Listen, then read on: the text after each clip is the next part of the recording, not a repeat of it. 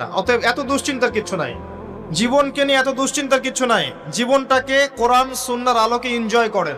কোরআন সুন্নাহকে দিয়ে জীবনকে এনজয় করা যায়। কোরআন এবং সুন্নাহর আনুগত্যের মধ্য দিয়ে আপনি জীবনকে উপভোগ করেন, টেনশন করার দরকার নেই।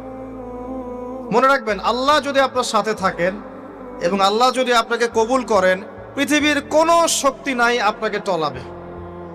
পৃথিবীর কোনো শক্তি নাই, পৃথিবীর সমস্ত শক্তি একত্রিত হয়ে আপনার চুল বাঁকা করতে পারবে না, যদি আল্লাহ আপনার সাথে থাকে।